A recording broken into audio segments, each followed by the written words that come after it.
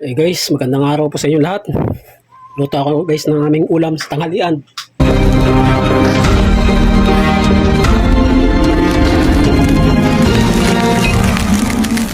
Paksiw na ang palaya. Guys, kukudkurin ko lang itong kutsara para matanggal. Okay. Yan na guys, natapos ko na yung linis nyo ang palaya. So, lalagay natin itong aking kapirasong karne. Kasim part to ng pork. Yan guys. Medyo gayat adobo. Lagyan natin ang luya. Tradisyong paksiw talaga.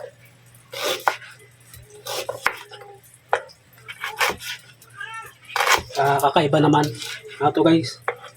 Ulam ng mga matataas ang sugar.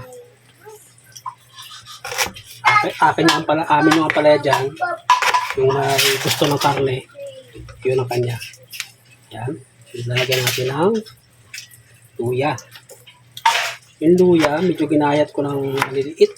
Kasi kinakain ko rin yan. Tapos sunod natin itong palaya. Yan guys. Tama lang ganyan. Yan lang. Yan.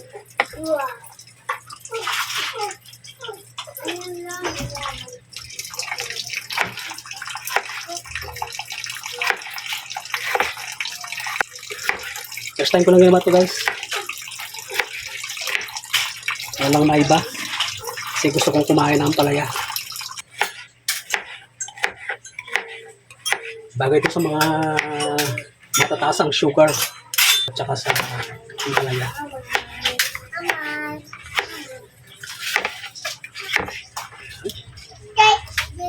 Pinamihan ko talaga yung ampalaya para lang masabing paksiw na ampalaya.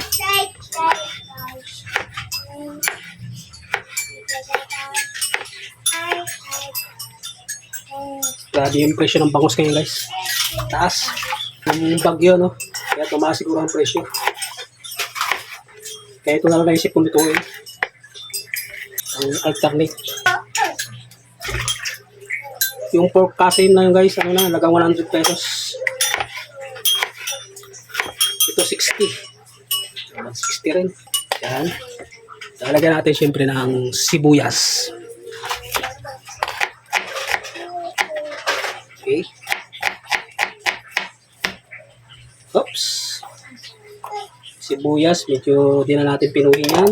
Kasi inuulam ko rin yan. Buo lang to guys. Yung sintinsyado ko ng lasa. Papakitang gilas doon sa kanyang kalaro eh.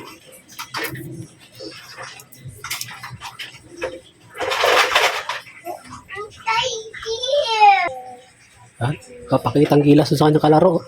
Kaya maingay. Dadamihan ko guys yung bawang. Sarap. Okay.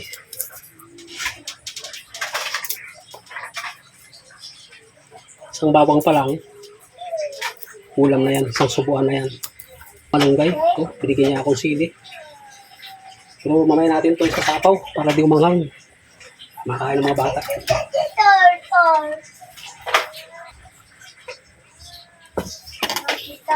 Kaya natin ito. Bawang. Yung pinong paminta ang ilalagay ko at wala akong buo.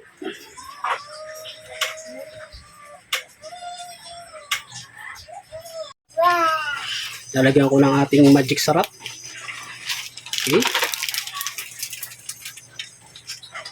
Meron ako ditong fried na garlic. Lalagyan ko pa yan guys. Yan. Yan, asin. Saka natin sasabawan ng isang bangkok. Paksiw na ano. Lalagyan ko siya ng sabaw.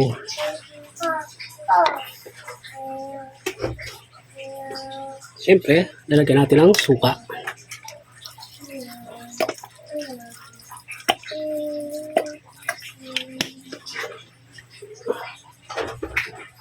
Okay. Salang na natin yan.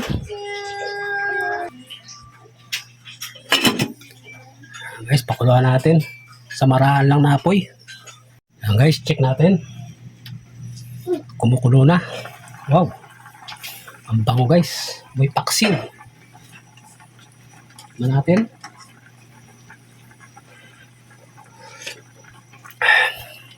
Sarap ah. Pero medyo matabang. Medyo matabang guys. Matabang ng konti. So mag-add tayo ng lagyan natin siya guys ng patis. Konting patis. Yan. Para lalong lumasa at sumarap. Ang guys yung aming ulam ngayong tanghalian. Tingnan natin. Wow.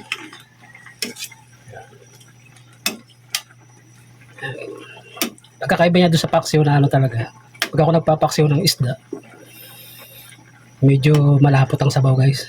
Ito naman, medyo masabaw naman. Pero ang lasa, the best. Sarap. Sarap papakin ng sabaw. Sabaw pa lang, ulam na. Dahil nga may karne yung ating ilalim na paksiw ng palaya, yun yung magmamantika. Para dyan, kunti-kunti na lang at luto na yan.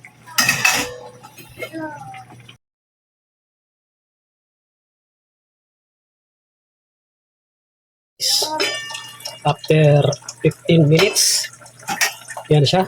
Parang kumunti sa sabaw. Tikman natin.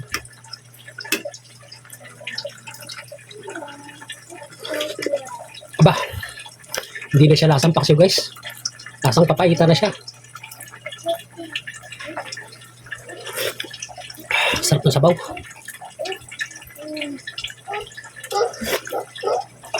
Wow. Guys, mukhang masarap yung sabaw. Masarap yung sabaw guys. Parang kukulangin yung sabaw. So dadagdagan ko.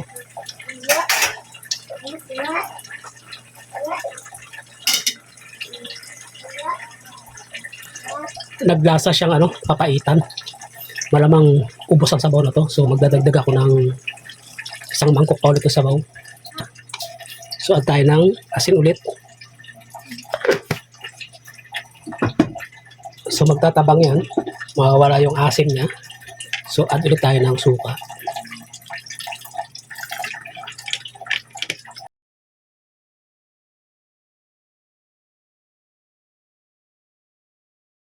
Guys, check natin ulit. After 5 minutes naman. Ayan na. Hindi ko na alam kung paksiw ba to o papaitan guys. Kayo nang bahala. Isa lang sigurado. Napakasarap niya. Ako na guys, ilalagay yung ating sili. Ayan. Ito na yan. Tatakpan natin. Ayan guys. Yan ang aming ulam ngayon. Paksiw. Na di ko alam kung papaitan. Pero sigurado, napakasarap at healthy pa. Okay guys, maraming salamat sa inyong lahat.